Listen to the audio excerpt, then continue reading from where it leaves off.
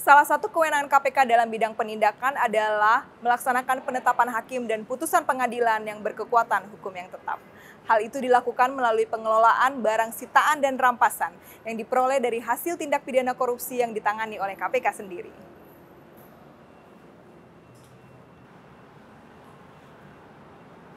Barang-barang yang telah disita atau dirampas untuk negara akan segera dilelang atau dihibahkan.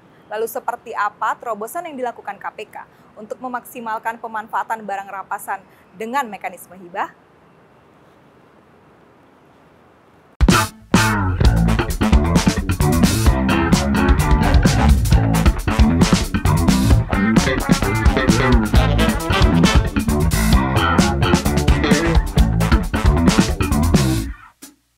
Kawan aksi, tugas KPK dalam penanganan korupsi tidak terhenti hanya sampai pada penetapan tersangka, tetapi pengelolaan dan pemanfaatan barang rampasan dan sitaan dalam rangka optimalisasi pemulihan aset juga menjadi tugas yang sangat penting lainnya.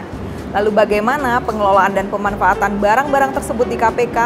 Kita akan membahasnya dalam Bincang Sore langsung dari Gedung Rubasan KPK di Cawang bersama saya Kristelina, dan sudah hadir di samping saya ada dua bapak nih. Yang pertama Bapak Mungki Hadi Pratikto, yaitu Direktur Pelacakan Aset, Pengelolaan Barang Bukti dan Eksekusi dari KPK. Selamat sore Pak Mungki. Selamat sore. Dan Bapak Alwis Rustam, Direktur Eksekutif Apeksi, Asosiasi Pemerintah Kota Seluruh Indonesia. Selamat sore Pak Alwis. Selamat sore. Pasti pada nanya kenapa ada Apeksi ya di Gedung Rubasan KPK. Apakah salah satu yang dirampas dari Apeksi? Kita akan bicarakan sore ini. Ya, yang pertama saya bertanya kepada Pak Mungki dulu nih. Pak Mungki, bisa diceritain sedikit nggak sih, ini gedung apa? Mungkin terlihat di layar ada mobil-mobil yang bagus. Saya nggak bilang mewah ya, bagus gitu. Bisa diceritain ini gedung apa sih Pak Mungki? Baik, terima kasih Mbak Kristel. Selamat sore teman-teman sekalian. Ini kita saat ini sedang live di, namanya tadi sudah disebutkan, di Gedung Rubasan KPK atau kepanjangan dari Rumah Penyimpanan Benda Sitaan dan Barang Rampasan KPK. Gedung ini memang diperuntukkan untuk menyimpan barang-barang benda sitaan KPK dan barang rampasan KPK yang selama ini dilakukan penyitaan dalam tahap penyidikan dan sampai dengan proses penuntutan sampai dengan eksekusi. Nah, di sini fungsinya hampir sama sebetulnya dengan Rubasan yang dikelola oleh Kemenkumham, tapi yang sekarang ini adalah Rubasan yang dikelola oleh KPK. Mengapa KPK mempunyai Rubasan sendiri gitu kan, katakan demikian ya. Ini tujuannya adalah tidak lain untuk yang utama adalah menjaga nilai sitaan, nilai benda sitaan dan barang rampasan yang dilakukan oleh KPK, supaya nilainya dari saat mulai tahap penyitaan di tahap penyidikan sampai dengan nanti selesai persidangan sudah berkekuatan hukum tetap dan tahap eksekusi, nilai barangnya bisa dijaga dengan baik. Berarti ini adalah mobil-mobil koruptor, seperti itu mungkin Pak Mungki? Kurang lebih demikian. Kurang lebih? Semuanya adalah hasil rampasan dan sitaan. Sudah inkrah dan ditetapkan menjadi barang milik kita atau belum? Belum, ada sebagian yang sudah berstatus sebagai barang rampasan, artinya sudah berkekuatan hukum tetap sehingga sudah menjadi milik negara, tinggal kita eksekusi dengan cara dilarang. Dan sebagian juga masih dalam tahap penyidikan, masih benda sitaan. Benda sitaan. Artinya benda sitaan ini masih proses berperkara sampai dengan nanti ditetapkan statusnya lewat putusan pengadilan yang berkekuatan hukum tetap. Jadi barang-barang di sini itu tidak semuanya memang, yang namanya benda sitaan atau barang rampasan itu kategorisasinya kan pertama adalah dia benda yang digunakan untuk melakukan kejahatan. Kemudian yang kedua merupakan benda-benda yang dibeli atau dihasilkan dari hasil tindak pidana itu sendiri. Misalnya dari uang koruptor dibelikan benda ini, hanya dilakukan penyitaan sebagai bukti nanti pada saat persidangan. Seperti itu. Nah, tadi kita bicara nih Pak Mungki, ada barang-barang sitaan dan rampasan itu bisa juga dilelang, bisa juga dihibahkan. Nah, kategori yang bisa dihibahkan itu seperti apa Pak Mungki? Baik, Memang penyelesaian terhadap barang rampasan sebagaimana diatur di dalam Peraturan Menteri Keuangan Nomor 145 Tahun 2021 tentang pengelolaan barang milik negara yang berasal dari barang rampasan dan gratifikasi, itu disebutkan ada beberapa kategorisasi terkait dengan penyelesaiannya. Tentu yang pertama adalah diselesaikan dengan cara dilelang, dijual lelang. Dijual lelang ini maksudnya dijual dengan perantaraan Kementerian Keuangan, dalam hal ini Kantor Pelayanan Negara dan Lelang KPKNL, nanti dari KPK yang mengajukan ke KPKNL, nanti yang melelangnya adalah dari KPKNL. Nanti hasil dari lelang ini akan dimasukkan ke kas negara sebagai bagian dari PNBP. Kemudian ada lagi penyelesaian lainnya, yaitu dengan melalui pengelolaan. Pengelolaan ini melalui penetapan status penggunaan. Penetapan status penggunaan ini sebetulnya hampir sama dengan hibah. Jadi, tapi subjeknya sebagai penerima, kita singkat aja PSP, ini penetapan status penggunaan adalah kementerian atau lembaga. Jadi bukan pemerintah daerah. Nah, yang satunya lagi adalah pengurusan barang rampasan melalui hibah atau pemindah tanganan, kalau bahasa di dalam PMK tersebut pemindah tanganan, yaitu memindahkan dari barang milik negara yang tadinya BMN KPK menjadi barang milik daerah dari Pemda sebagai penerima hibah tersebut. Seperti itu. Nah, mungkin di sini juga akan menjawab ya pertanyaan dari teman-teman aksi, kawan-kawan aksi, mungkin kenapa ada apeksi ya di sini gitu. Kita bicara soal hibah, dan tadi seperti sudah disebutkan oleh Pak Mungki, hibah ini bisa dilakukan dengan pemerintah daerah ya. Jadi barang-barang sitaan dan rampasan yang dikelola oleh KPK bisa juga dilelang, bisa juga dihibahkan. Karena itu mungkin menggandeng apeksi, mungkin aku akan bertanya ke Pak Alwis dulu nih. Pak Alwis, apeksi itu apa sih? Semacam apa? Sebuah apa apeksi ini? Sekumpulan apa gitu Pak misalnya? Kok ke KPK gitu ya? Iya. Apeksi itu kan asosiasi pemerintah kota seluruh Indonesia. Sekarang di Indonesia ada 98 kota. 98. Ada kota kecil, kota sedang, kota menengah, bahkan kota metropolitan ya. 34-nya itu kan ibu kota provinsi. Nah, pemerintah kota pasti sangat aware dan memiliki kepentingan dengan berbagai barang-barang maupun aset yang ada di daerahnya kan. Gitu kan. Baik yang bergerak seperti yang kita lihat di gedung Pak Mungki ini, atau yang mungkin di kota-kota anggota kami gitu, di 98 kota. Maka saya senang sekali bisa seandainya dengan KPK bisa mensosialisasikan berbagai upaya untuk mendapatkan hibah itu untuk anggota kami. Jadi supaya para kepala daerah, dalam hal ini wali kota, pemerintah kota juga tahu gitu. Mereka bisa mengajukan hibah ke KPK untuk mengoptimalkan aset-aset ini supaya tidak seperti Pak Direktur bilang tadi, Pak mungkin bilang kan kalau bisa ya optimal tetap, apalagi kalau udah diputuskan itu bisa optimal untuk penggunaannya. Gitu kali Mbak, mudah-mudahan menjawab itu, apa itu apeksi. Iya. Dan nggak dicurigai atau Enggak dicurigai. Oh, jadi misalnya ada aset-aset bergerak maupun tidak bergerak di kota Tangerang Selatan, seperti itu, bagaimana prosedur dari apeksi? Di Jakarta. Oh, kalau prosedur dari misalnya apeksi dari pemerintah daerah kota Tangerang misalnya tertarik kepada aset yang ada di kota Tangerang Selatan, seperti apa Pak Mungki? Baik. Mungkin prosedur atau prosesnya mungkin untuk proses hibah memang biasanya di hibah itu terhadap barang tidak bergerak dan juga barang bergerak. Nah, untuk barang tidak bergerak biasanya untuk barang-barang yang lokasinya, posisinya ada di wilayah si pemerintah kota tersebut gitu. Misalnya contoh di Tangerang Selatan lah, katakan tadi tempat domisilinya Pak Alwis gitu kan. Di Tangerang Selatan ternyata di situ ada barang rampasan KPK, misalnya dalam bentuk rumah atau tanah bangunan lah, katakan demikian. Nah, nanti dari pemerintah kota Tangerang Selatan bisa mengajukan permohonan hibah melalui platform, mungkin sebetulnya bukan aplikasi ya, lebih kepada platform website. Websitenya di www.psphibah.kpk.go.id. Nah, di dalam website tersebut itu sudah disediakan data barang rampasan yang bisa dihibahkan atau di PSP-kan kepada kementerian lembaga maupun pemerintah daerah.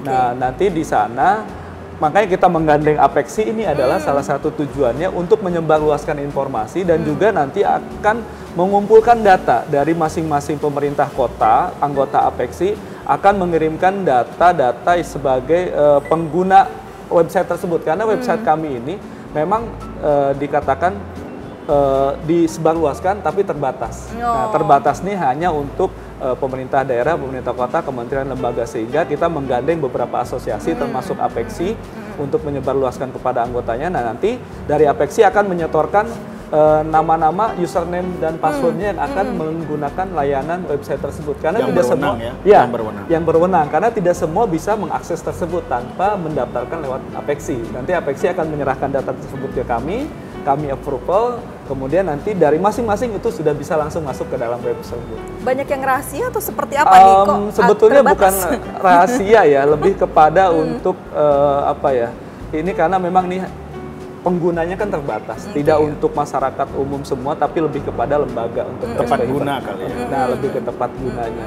Nah, nanti kalau sudah di approval bisa masuk ke dalam web tersebut, nanti di sana bisa melihat kira-kira aset mana nih yang misalnya cocok dengan tusinya masing-masing pemerintah kota tersebut. Nanti kalau udah cocok bisa melakukan pengecekan terlebih dahulu, karena di situ di dalam web tersebut kami cantumkan juga selain gambar-gambarnya, video, asetnya, kemudian juga ada nilai asetnya dan juga ada titik lokasinya melalui Google Maps. Nanti di situ bisa dicek langsung, bisa langsung ke lokasi. Kalau misalnya merasa ini cocok dengan tusinya Pemkot dan memang dibutuhkan, mereka bisa langsung masuk ke dalam web itu dan langsung mengklik. Misalnya ada di situ ada berminat, nanti kami yang approve. Nanti setelah itu kita akan lakukan komunikasi via email untuk persyaratan berikutnya. Tetap harus ada prosesnya juga ya. Ada, tetap, karena memang secara formil tetap minimal ada 2 yang harus yang harus disertakan. Pertama surat permohonan, kemudian yang kedua adalah surat pernyataan kesanggupan menerima aset. Karena nanti jangan sampai setelah kita proses sudah keluar SK dari Menteri Keuangan, ternyata pihak Pemkot nggak jadi katanya. Itu yang kita hindari, jangan sampai seperti itu, sehingga di situ dicantumkan juga surat kesanggupan untuk menerima aset. Demikian. Nah, Pak Alwis, dari sisi Apexi sendiri, bagaimana dengan ya mungkin suatu terobosan ya mungkin ini ya dalam pengelolaan sitaan dan rampasan KPK ini, apa yang cukup menarik bagi Apexi?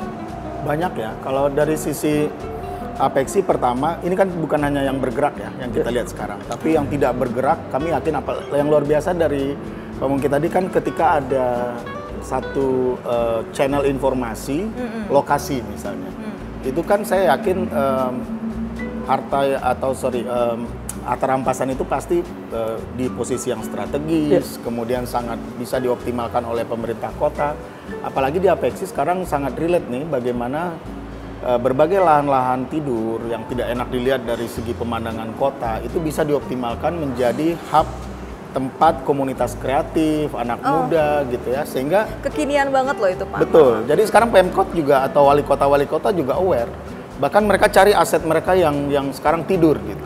Nah tapi biasanya kan kadang-kadang agak tidak strategis gitu ya. Nah kalau ini biasanya kan dapat dari person-person yang memang sudah menghitung. Pasti strategis gitu maksudnya. That's my point. Ya itu maksud saya. Jadi Pemkot bisa menjadikan itu satu hub kayak di suatu anak muda, bisa kuliner di situ, bisa komunitas kreatif, kegiatan budaya, industri kreatif dan lain-lain bisa mengoptimalkan anak muda kota untuk di situ. Jadi itu satu ya. Yang kedua kita juga melihat Apexi, kalau dari segi Apexi sendiri sebetulnya ya kita mendorong daerah juga aware dengan hal-hal yang bisa dia optimalkan untuk kemajuan kotanya gitu, daripada mubazir gitu. Nah yang terakhir mungkin juga kalau dari segi asosiasi, kalau tadi Pak Direktur bilang Tangsel gitu ya mungkin ke Pemkot Tangselnya gitu. Walaupun saya warga Tangsel kan saya tidak bisa ngambil ya karena bukan Pemkot Tangsel, tapi anggota kami, para wali kota dan para pemerintah kota ini bisa kita edukasi, sosialisasi, bahkan kita informasikan, kita advokasi seperti yang Bapak supaya dia tadi tepat sasaran, tepat guna, terkoordinir, dan yang lebih penting lagi yang mengakses betul-betul orang yang butuh gitu. Itu mungkin jadi relevan sekali dengan misi dan upaya-upaya Apexi ke depan. Gitu. Iya, ini barang-barang hibah yang diberikan ke Pemda emang terjamin bisa dimanfaatin dengan baik dan diurus dengan baik seperti itu Pak Alwis. Bagaimana Pak Alwis menjawab? Saya pikir itu gunanya ketika KPK bekerja sama dengan asosiasi. Jadi Apexi memberikan dulu edukasi gitu.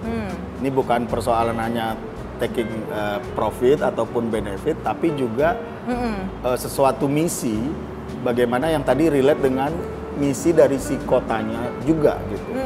Makanya saya sangat concern dengan harta yang tidak bergerak tadi Pak. Kayak lahan, kayak suatu pusat-pusat yang ada di sentra yang sangat strategis.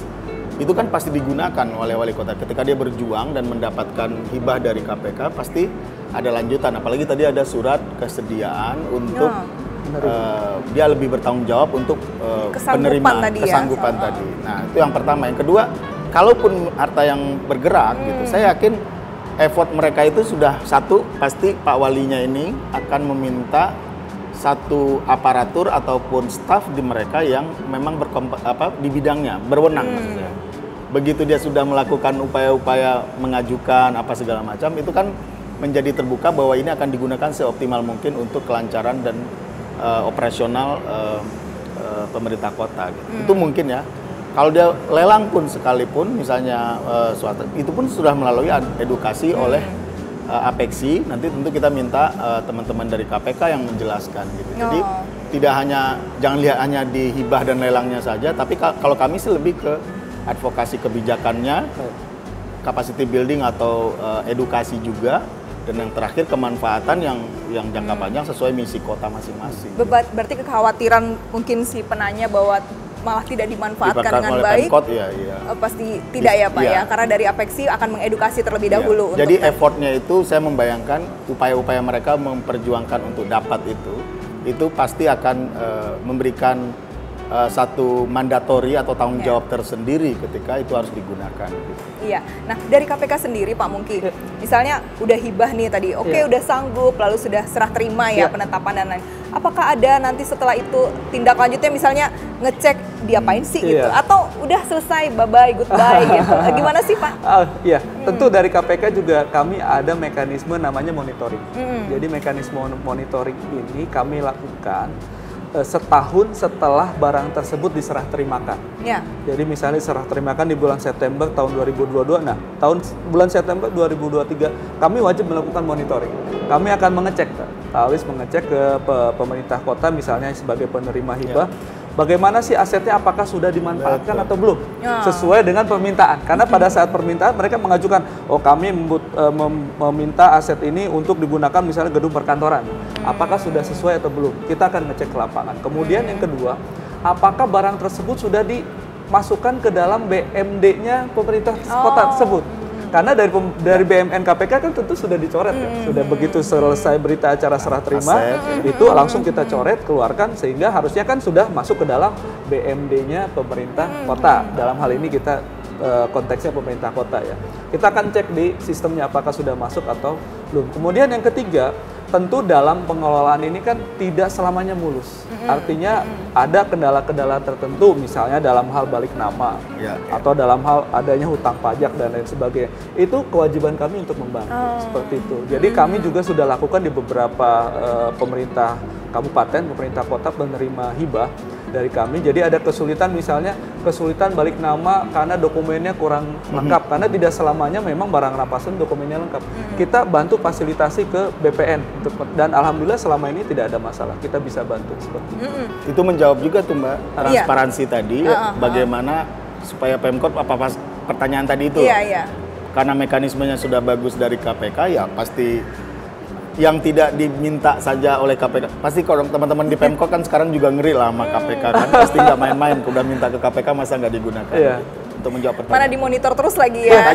Didampingi. Gitu. Kita akan datangi, biasanya setahun kemudian setelah serah terima, seperti itu. Berarti sepanjang apa tuh? Maksudnya selama apa tuh Pak Mungki? Misalnya ya kita akan tinggalkan setelah kita lihat jadi kantor nih udah gitu. Biasanya gini sih. Atau mereka ada kewajiban untuk melaporkan gitu penggunaan atau bagaimana? Secara formil memang tidak ada kewajiban melaporkan, tapi biasanya mereka tetap komunikasi dengan kami. Bahkan biasanya kalau misalnya kantornya sudah difungsikan, mereka kan ada istilahnya, ada peresmian atau apa. Biasa kita diundang. Contoh yang terakhir kita ke lembaga ya, ke Andri itu. Waktu itu karena Andri itu meminta ada kantor, kebetulan memang gedung kantor.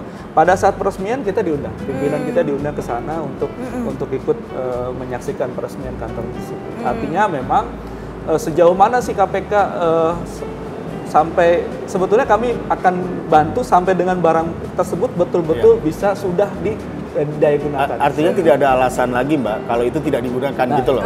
Iya. Tapi begitu dia udah digunakan ya dia fungsinya atau statusnya kayak aset daerah aja. Kalau tidak digunakan kan punishment-nya bisa dari media, bisa dari mana. Gitu. Dan juga kalau kita baca di dalam surat keputusan Menteri Keuangan, itu apabila memang tidak digunakan atau mungkin digunakan tidak sesuai dengan fungsi yang dimintakan, itu bisa kami batalkan seperti itu.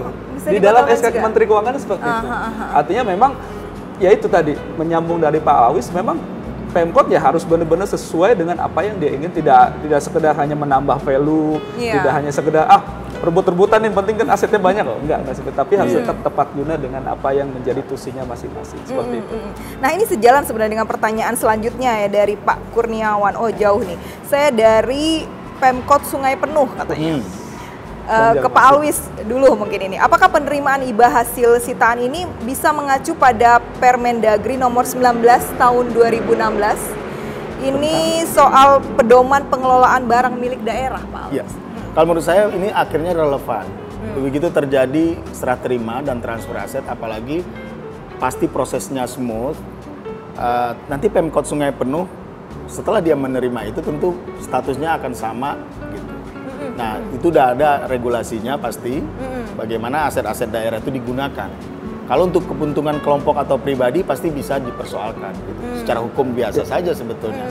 Jadi tentu relevan dengan regulasi yang tadi, ditambah lagi yang ditambah Pak mungkin tadi bahwa karena ini aset dari hibah, mungkin ada ada hal yang lebih ketat lagi untuk kemudian optimalisasinya, termasuk tadi Pak dari Permenkeu tadi. Gitu.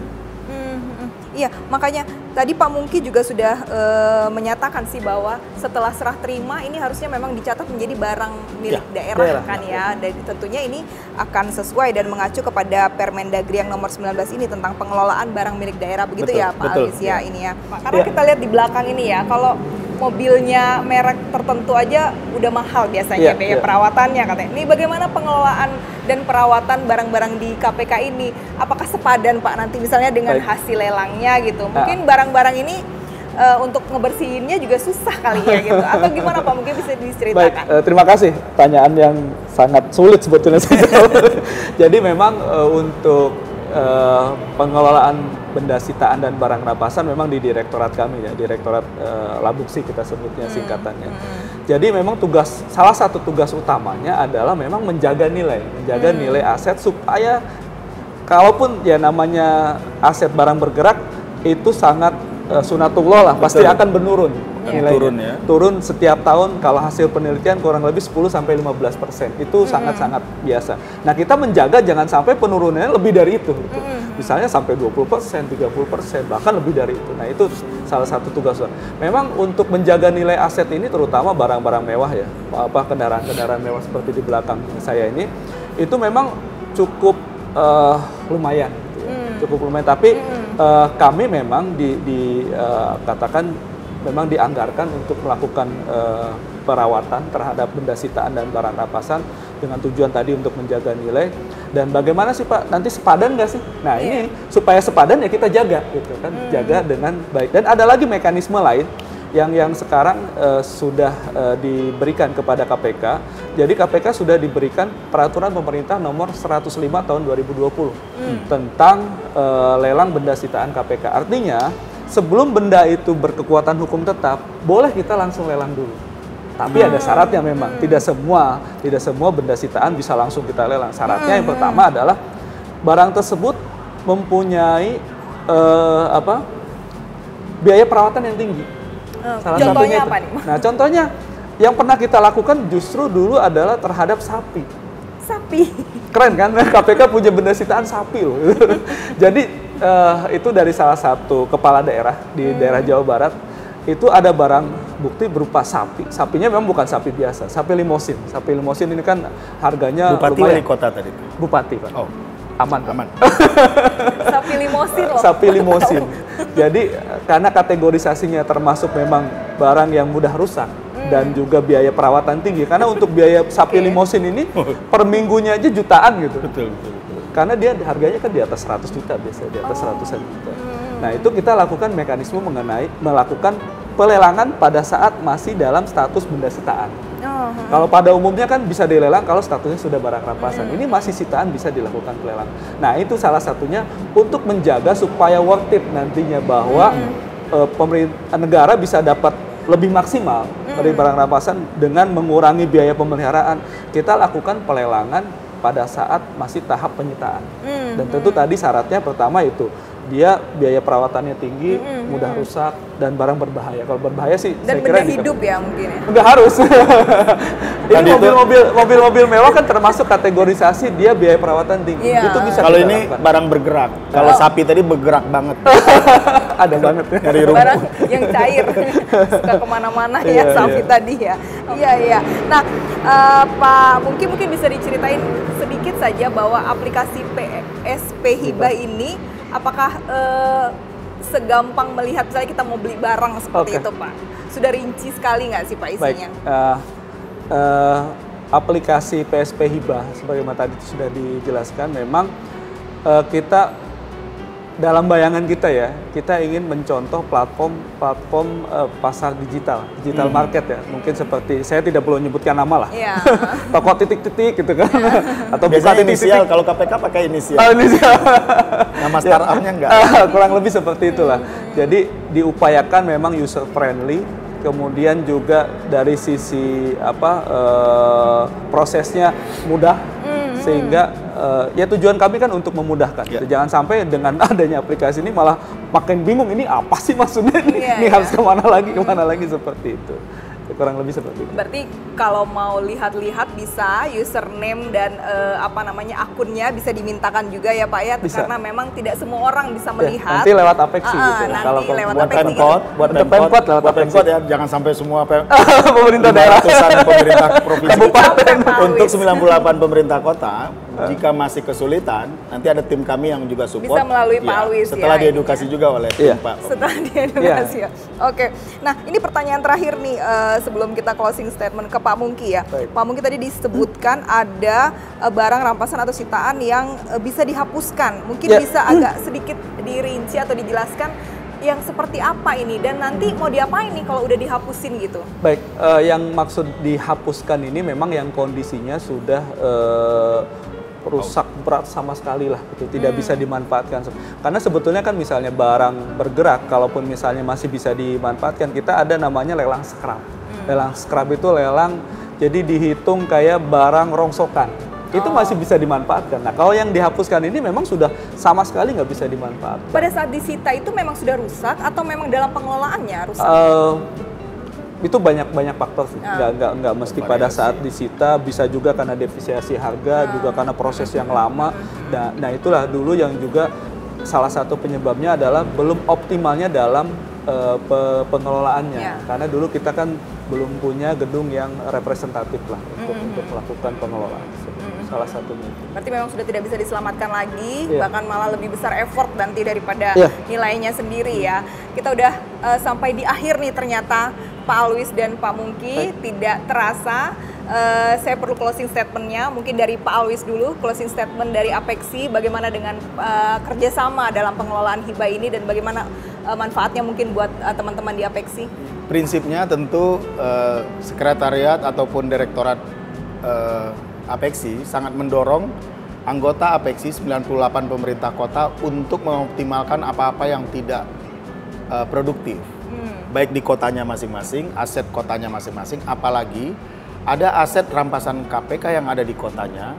Dalam hal ini rampasan yang benda tidak bergerak ya, lahan dan lain-lain. Nah, yang bergerak sekalipun bisa dioptimalkan juga sehingga seperti yang dibilang Pak Mungki, kita bisa bersinergi. Jadi di kami itu Apex Sinergi sangat open ya. Apex Sinergi tagline kami. Apex Sinergi. Apex Sinergi dalam hal ini dengan KPK bagaimana mengoptimalkan seluruh aset yang ada supaya pemerintah kota mendapatkan manfaat, dan tentu itu untuk kesejahteraan warganya, untuk peningkatan pendapatan asli daerahnya. Gitu mungkin. Kami mendorong karena saingannya sangat banyak, ratusan pemerintah kabupaten dan puluhan pemerintahan provinsi. Iya, tetap hubungi Apexi ya kalau gitu.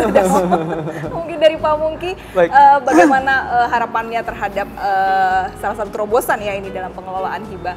Baik, tentu harapannya dengan terobosan aplikasi PSP Hibah ini adalah untuk lebih mengoptimalkan aset recovery sebagai bagian dari salah satu tugas utama KPK dalam memulihkan keuangan negara. Sehingga diharapkan dengan adanya program PSP Hibah yang lebih terbuka ini, diharapkan pemanfaatannya lebih merata ke semua kabupaten, pemerintah kota, provinsi maupun kementerian lembaga, sehingga diharapkan manfaatnya jadi lebih banyak diserap oleh masing-masing kementerian, lembaga, dan pemerintah. Tentunya semuanya hanya untuk pengembalian dan optimalisasi aset untuk negara ya. Apa yang kita rampas bisa menggantikan apa yang sudah dirampas dari negara. Seperti itu mungkin ya, Pak Mungki ya. Terima kasih Pak Alwis dan Pak Mungki sudah hadir di Gedung Rubasan KPK dan di acara Bincang Sore bersama KPK. Saya Kristalina pamit undur diri. Salam anti korupsi.